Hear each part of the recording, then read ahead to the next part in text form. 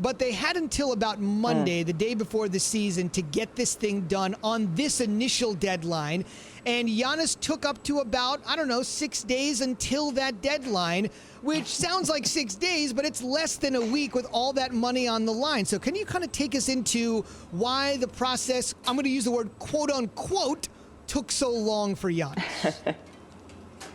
Well, this isn't a decision that a player can necessarily come by easily unless that person is saying, you know what? I see everything that I want on one side of this equation. And Zubin, you and I both know Giannis has loved Milwaukee and has proclaimed that love for Milwaukee for a long time. He also has said over and over again that he wants to win. There may be nothing more important to him other than his family than wanting to win on the basketball court. And so weighing all of that is how Giannis came to this careful, deliberate decision. Also, he's not someone to be rushed. He said that when he spoke to reporters during Media Week. He said he's going to take his time. He also said he was going to defer to his agent, Alex Saratzis, to help him make this decision. He is a careful person, but now that he has signed, what Milwaukee fans should feel good about is clearly Giannis didn't just see this as some sort of signing out of loyalty. He wants to win bad enough that this is also saying, yes, I believe the offseason moves we made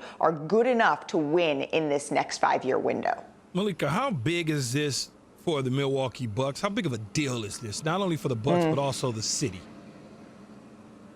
It's a huge deal. I mean, you have to remember that this is a player, think all the way back to when he was a rookie. He would send as much money as he possibly could overseas to Greece for his family. And so he was literally running to the arena sometimes when he didn't have money for a cab fare. And the people of Milwaukee would pull over and they would give him a ride to the arena. This is a guy who loves the city that he has grown up in a basketball sense in. He also said last summer when he was marching last spring when he was marching hand in hand with the people of Milwaukee, that this is a city that he wants to see molded into a place that he wants to raise his 10-month-old son Liam in with his girlfriend Mariah. And so there may not be that many stars that have that specific relationship with Milwaukee, or with a city like Giannis does with Milwaukee. Malika, we've seen several players in the last couple years sign supermax deals, but they don't live through those supermax deals. They move on after 2 or 3 years. Could this potentially happen with Giannis? I mean, anything is possible, right? It's too early to rule anything out, but I haven't spoken to Giannis since he signed the Supermax contract. That being said, after covering him for the last nearly 3 years, I do know that he is a guy who likes to go in with clear intentions. I do not believe Giannis to be someone who wants to sign on the dotted line without some sort of intention of living up to his word. That has always been very important to him. And so that should be some solace that he is trying to make it work. He said in his Instagram post that this is home. He wants the show to go on and he wants to win a championship. So if all of those things can happen, this could be a Damian Lillard-type situation where you see that sort of rare loyalty between a star and their city.